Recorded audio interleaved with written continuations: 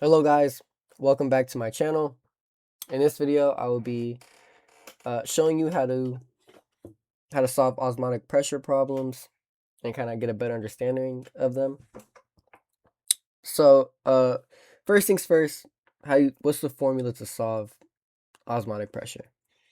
The variable that represents osmotic pressure is the same variable that we use in math, which is pi. Except this does not equal 3.14 something something something.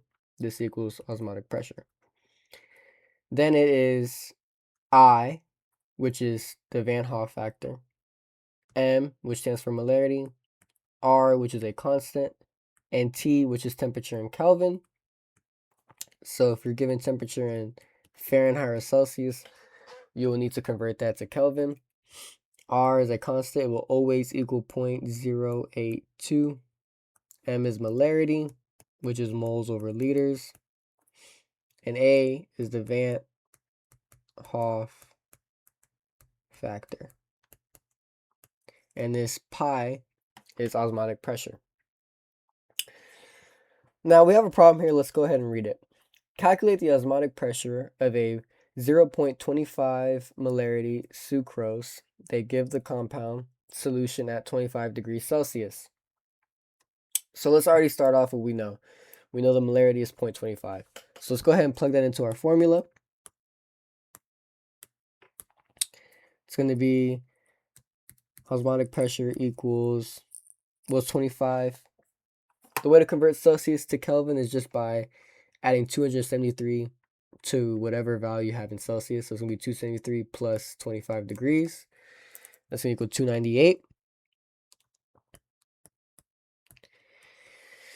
And the problem gives us molarity. So that's going to be 0.25. Now we don't know the Van Hoff factor yet, but we do know what R is because it will never change, 0.082.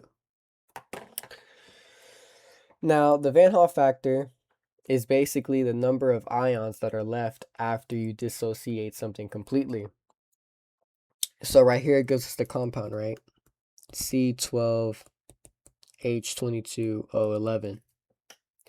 Now, if you dissociate this completely, you would have to literally add all of these numbers and that would be your Van Hoff factor. However, this is different because this is a covalent compound, which means there is no metals whatsoever. So whenever you have a covalent compound and there's no metals present, the Van Hoff factor I will always equal 1. So in this case, I is 1. But if you had a compound like NaCl, right, that would be, Na is a metal. So once you dissociate it, it would be Na and then Cl, right? And that's 2 ions. So in this case, I would be 2. If you had H2O, that's hydrogen and oxygen. That's a covalent compound because there's no metals. So it will again be just 1. But in this case, we have a covalent. So we're just going to use 1 for our Van Hoff factor. And now all you have to simply do is multiply all these numbers together, and that is the answer. So let me plug that into my calculator real quick.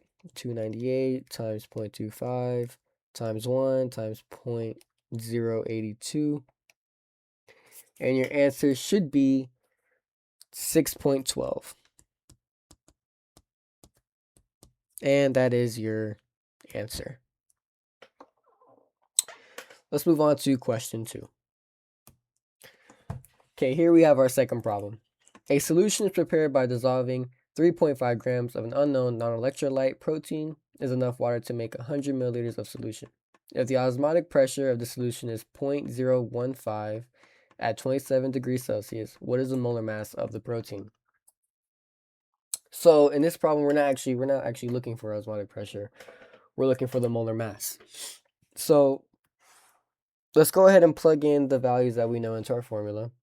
So we know this is our osmotic pressure. So we're starting off with 0.015. And that equals, we know I is 1 because it says non-electrolyte. When it's a non-electrolyte, that means it doesn't dissociate. which means no ions can be broken down, which means it's going to equal 1. We know the value of R because it never changes. It's going to be 0.082.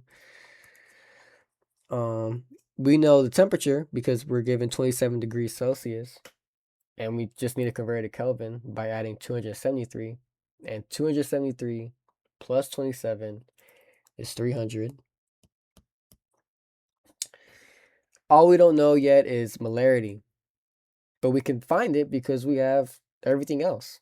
So we're just going to put an X for molarity, and we're going to solve for X algebraically. So we're going to do 1 times 0.082 times 300. That's going to give you 24.6. So 24.6 times X, which is molarity, should give you 0.015. We're going to divide both sides by 24.6.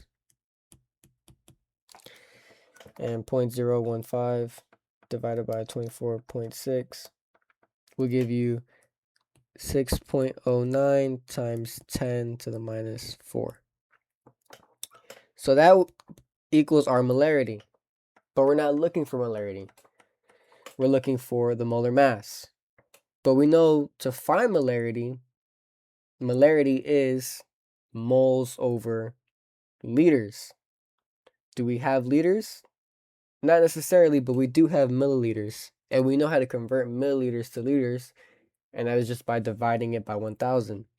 And 100 divided by 1,000 just equals 0.1, right? So we have 0.1 liters.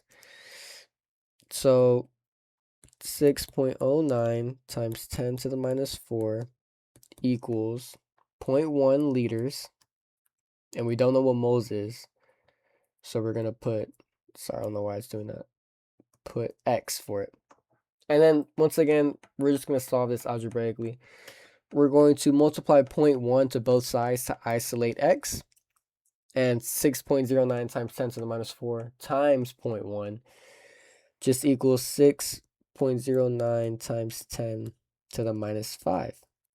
And that'll equal X. So that is the amount of moles. But we're not looking for moles, we're looking for molar mass, right? So we don't know the molar mass, but we know how many grams that we used, right? And we know the moles. And moles is grams that you have over the molar mass. So it's going to be 6.09 times 10 to the minus 5, because that's how many moles, and it's going to equal 3.5 divided by X. And X represents the molar mass. Now, once again, we're just going to solve for X algebraically. You're going to multiply X on both sides to get rid of that bottom fraction, and then you're going to, here, let me just write it out for y'all so I can get a better understanding. So you're going to multiply X by both sides to cancel it out. So it's going to be 6.09 times 10 to the minus 5x equals 3.5. And then to isolate the x, you're going to multiply both sides by 6.09 times 10 to the minus 5. And we're going to plug that into our calculator. 3.5 divided by 6.09 times 10 to the minus 5. And you should get, wait, did I do that right? Hold on. Give me one. I'm just going to replug it. I'm like 3.5 divided by 6.09 times 10. Oh, yeah, 10 to the minus 5. And then